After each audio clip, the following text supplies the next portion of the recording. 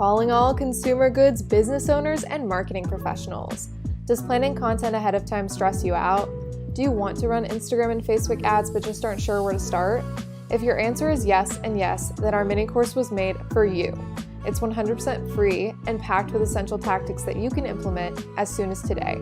To join in, visit our website at umaimarketing.com/mini-course. All right, let's get on with the pod. Hey everyone, welcome to the Umai Social Circle, where we talk consumer goods marketing tips to help business owners and marketers grow. I'm Allison and that's Karen, and we are co-founders of Umai Marketing.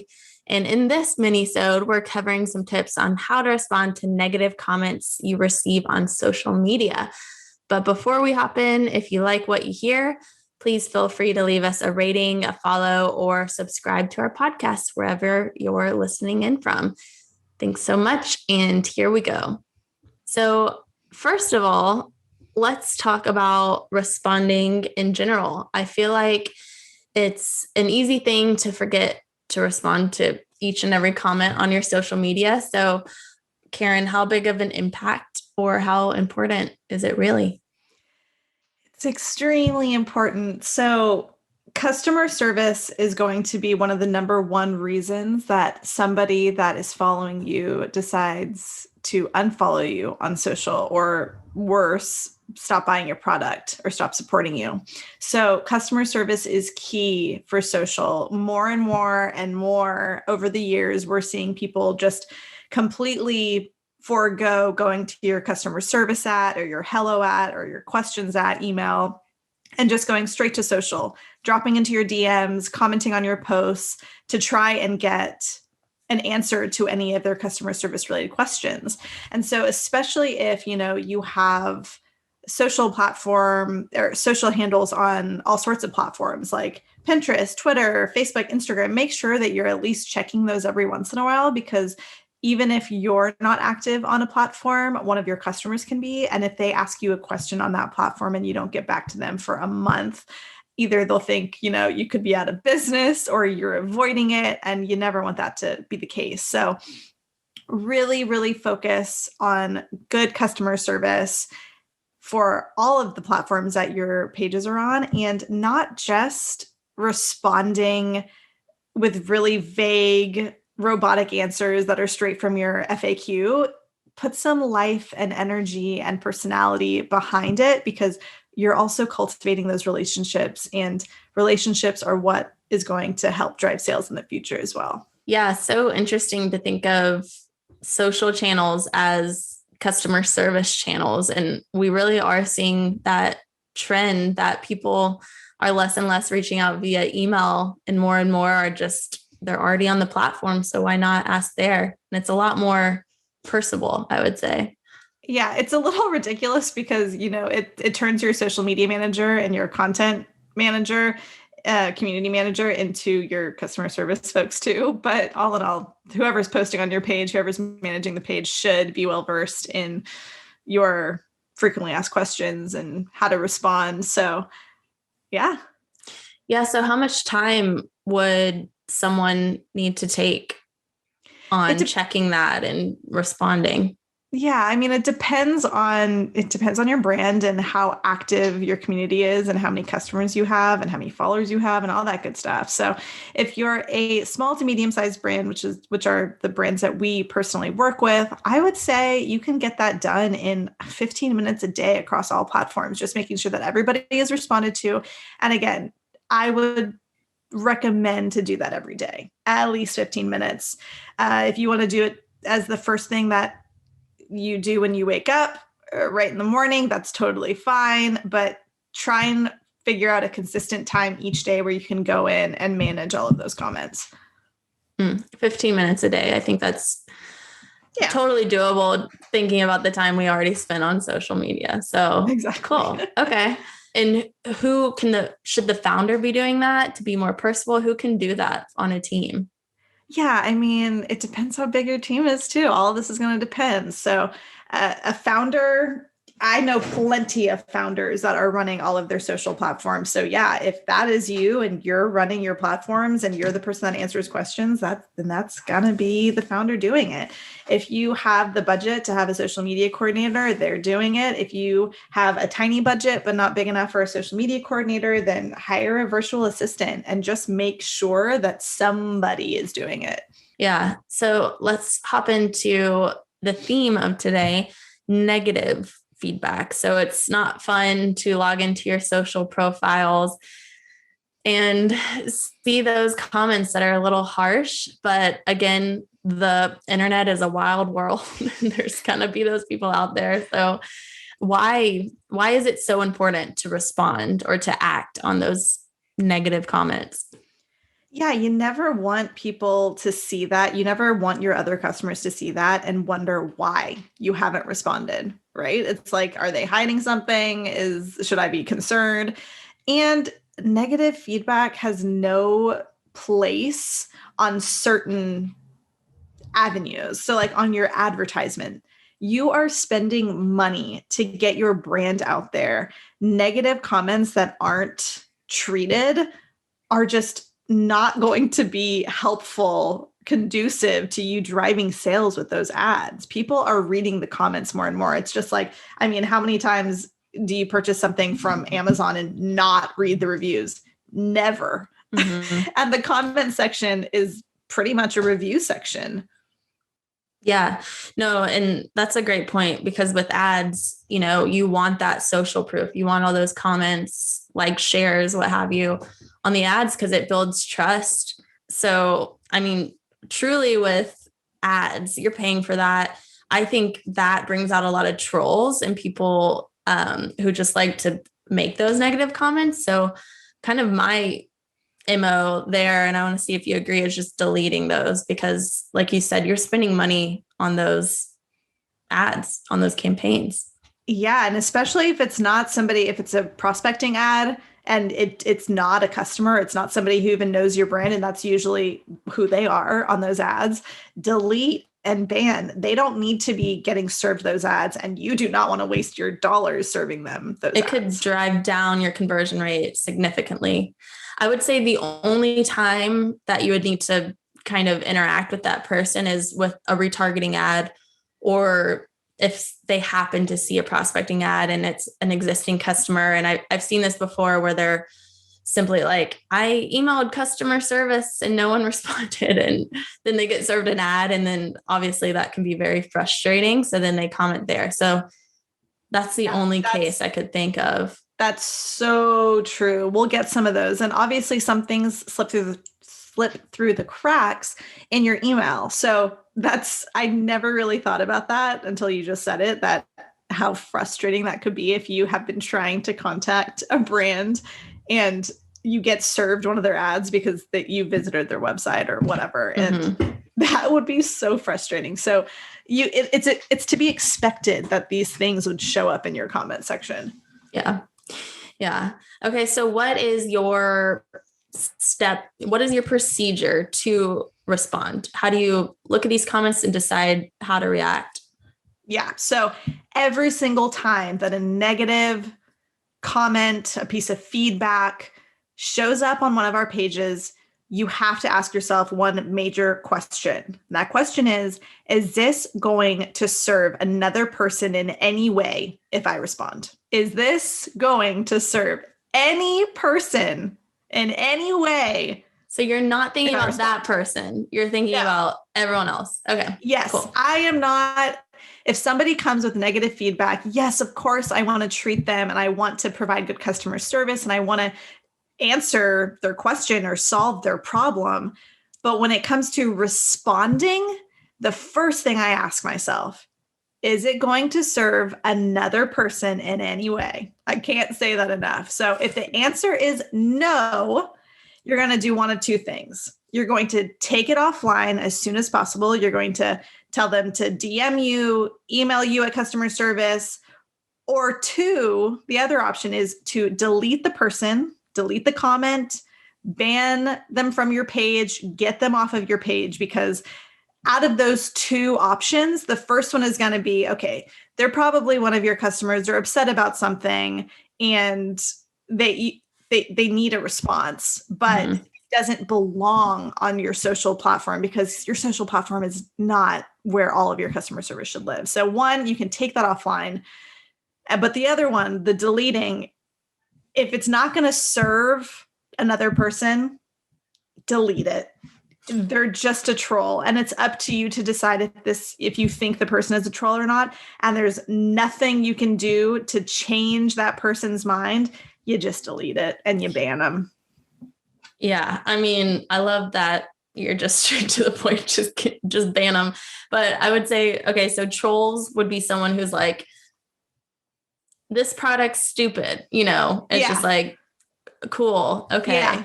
Or like, a classic one that always happens. It even happens on organic stuff is like, why am I getting this? Why am I being served this? It's like, I don't know, man. I don't know. It just happened. So you don't need to be here. I'm going to get rid of you. Yeah. And you're doing them a favor too. It's like, you obviously don't enjoy this. So we'll cut ties. Okay. So that's the no. That's when it doesn't serve anyone else. What's the yes? Yeah. So if you ask the question, is this going to serve another person in any other way? If you respond, if the answer is yes, it will serve someone, you will answer to the best of your ability. Just remember that your response will serve as a reference point to a lot of people, to whoever sees that comment, not just the person you're responding to. So if you are able to educate and cultivate community with your response, absolutely do it and just be really mindful of what you're saying. Can you give a real world example of this? Yeah. So is it okay? A person comes up and they're like, how on earth is this supposed to be good for my baby? Like how on earth can feeding X, Y, and Z be good for my baby? In essence, it's a negative comment. People, it's not positive. They're questioning your product. They're questioning the efficacy and the nutrition. It is important to respond here because while they might be a little trolly, they might not be a customer, people are they want to see how you respond, especially if that comment was made hours before you even got to see it. We can't all be on social media 24 hours a day. So especially if it's been living there for a little while, you need to be like, okay, I calm down, maybe take a few moments to collect yourself, but remind yourself why they're wrong, write it down, give bulleted points on your nutrition and how it actually is better for babies or whoever, and offer that comment. It doesn't matter if they still respond negatively, because if somebody else that's of more sound mind comes and they're like, this is fact-based, these aren't opinions, it gives the opportunity for that person to be like, oh yeah, that person's wrong and they're responding respectfully. Yeah.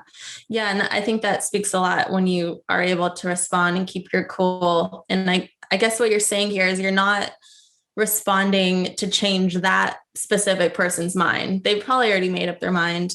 You're doing it for goodwill upon your fans or, people on the fence, something like that.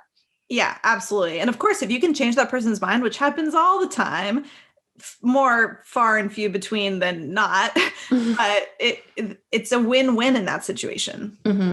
Cool. So how do you keep track of all these comments and responses? Is there a document that teams need to have? How does that work? Yeah, so you should all CPG owners and brands should have your standard FAQs where your frequently asked questions, you answer them. Obviously, I don't want you copy and pasting these answers to respond to people on social because that's super robotic. Just put a little bit more life and personality behind it, but have your FAQs, have your standard answers, but then also have those hard ones, especially if somebody's helping you, like a VA or your social media coordinator. Work with them to figure out the best responses for those harder questions, especially those negative ones.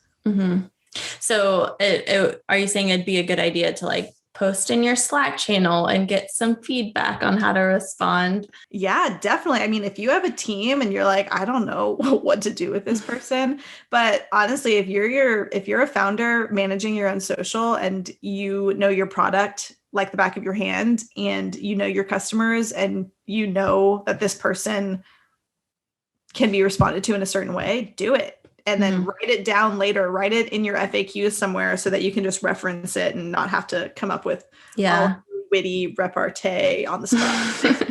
And just quickly, cut that 15 minutes to 5, maybe. Okay, cool. I want to play a little game. So we're going to play to respond or not to respond.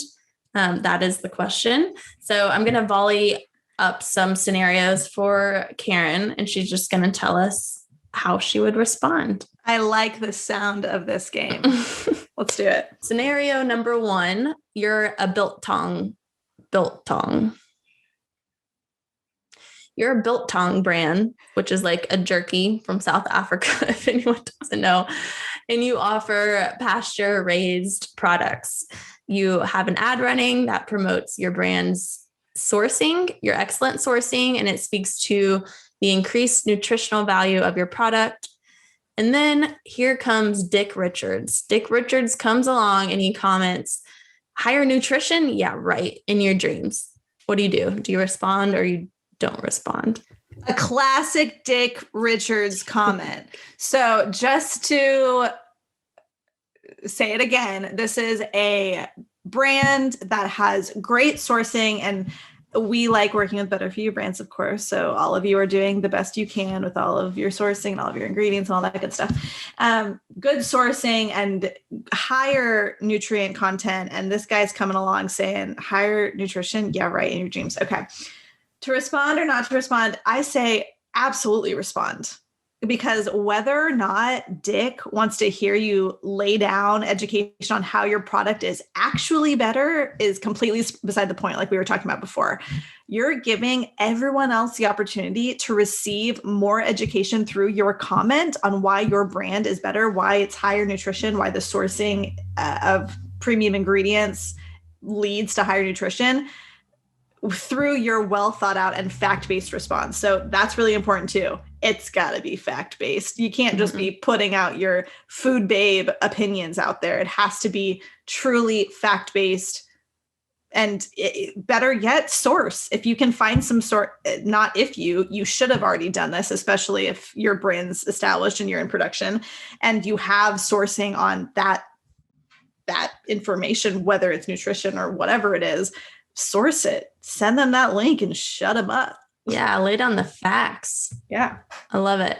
And that reminds me, I feel like I have seen for brands that you've worked on that you've built out your comments and you do it consistently. And basically created super fans. I've seen those super fans jump on people like Dick Richards before and kind of do your work for you and maybe be a little less friendly. Yeah, less customer servicey. Yeah, which is always fun. Point. Yeah. We will do that sometimes. If it's a question that comes or a negative comment that comes in, and you have to have an avid, engaged following. If nobody ever comments on your post, and nobody's probably going to jump to your defense. But if you have advocates of your brand that are really active in your comment section, let it sit for a second. Let it sit for a while and see what happens, because usually people will jump on it in your defense, and it's pretty effective. Mm-hmm. Fun to watch. Okay. Your next scenario. You're a whiskey brand and you share a lot of male-centric imagery in your ads. So, of course, Shirley Rogers is going to come along and she's going to comment, that guy is so ugly. So what do you do? Respond or not respond? So rude, Shirley. Not respond. What? How can you respond to that? Like, there's mean. Nothing, yeah, that's so mean. And that happens all the time, especially if you have humans in it. And that's not okay. Like bullying. And I feel like it's a lot of older people bullying on Facebook, and then both younger and older people bullying on Instagram. I'm like, get out of here. So I say don't respond and delete it completely. There's no reason that should sit there. And what do you There's no value. Yeah, no value. Is someone else going to get anything out of your comment? No. So don't respond. And is Shirley a troll worthy? Is she bannable? Oh, Shirley a troll. Ban her. Ban. You don't need her. Check to see if she's following you, but chances are she's not if it's an ad. Yeah. Okay. And she's not, the scenario said, it's male centric whiskey brand. Shirley's maybe not in your core demographic. So that's something else that you can look at to help you understand. Absolutely. Okay. So your final scenario of respond or not to respond is you're a prebiotic beverage and you share something on your feed about how the product is good for your gut and helps you poo regularly. So Tracy, what's her name, comes on and she comments on your post and she says, I had diarrhea for 24 hours straight. Tracy. From this product. I do not recommend. What do you do? Oh, Tracy. This is a very, very real life. That's vulnerability there. Yeah, she doesn't care who sees this. I respected Tracy. And honestly, it's like, usually that deserves to be in customer service. But a lot of times the reason why people come to your social platforms to complain is because they want immediate satisfaction from you. And they know by making it public, they're going to get a response from you very quickly. Mm-hmm. Oftentimes, I'd say like 99% of the time faster than they would if they did reach out to you. Oh, for sure. Yeah. To customer service. So that's, obviously another reason why it's coming that's in a good hot point. on social. So mine is that doesn't need to be there because it's just not the greatest comment to live on your content. So what I would do is respond, but in private. So if it was an ad, I would recommend deleting the comment and reaching out to them via DM, of course, requesting she email customer service to continue the conversation. Since this scenario was in the feed, organic, we're not putting any money behind it, I would probably leave it there and just say, DM us for more information or DM us. We need to take care of you. We're interested in continuing this conversation and leave a quick response as to why it could have happened. Like, in this scenario, you need to give your body some time to adjust because of X, Y, and Z. These are really powerful, especially if you're not regular, things like that. I don't know, just your normal response. So that future purchasers can potentially see that response and act accordingly, but keep that comment super, super short, respond super short, and get them to your customer service, get them in private so that they have a reason to go through with the back and forth with you, but not talking online like that. Mm-hmm. Take it offline. Gosh, it seems like a cry for help, honestly. Poor Tracy, but that is a big thing when you're in the supplement world or the health world. You got to be really careful with claims and things like that. So, maybe expand on that. Do you say, talk to your doctor? Do you add those types of, I don't know what that claims or what? Yeah, that is so smart. Yeah. So like functional foods, just like you were talking about supplements, you don't always have to say it. It depends what topic you're talking about. It depends what you're referring to in that moment. So in this situation, I wouldn't say like, go to your doctor because we all know like prebiotics, probiotics, if you have a bunch, that could happen to you. So I wouldn't want to scare people and being like, everybody who drinks this needs to talk to a doctor. Mm-hmm. But when you're going to refer things, for instance, you have like these brands that you really, really like, and you're saying it's flu and cold season coming up, and these are the supplements I like to take. That's probably when you should leave that disclaimer that says, discuss with your doctor before trying it. But when it comes to like your product, as long as, you're abiding by all FDA regulations and all that stuff, then I don't see a reason to say like discuss with your doctor. In private, in your private conversation with them, and they're like, this isn't right. Like, I don't know what happened. I want to keep trying it, but this is not blah, blah, blah. In that moment, it's like, okay, well then you could talk to your doctor about it if you're worried, but I would keep that private. Okay, cool. Well, I had fun. That was a fun little game. Let's wrap it up though, just to give everyone some top takeaways for negative comments. Yeah. So dealing with negative comments on social.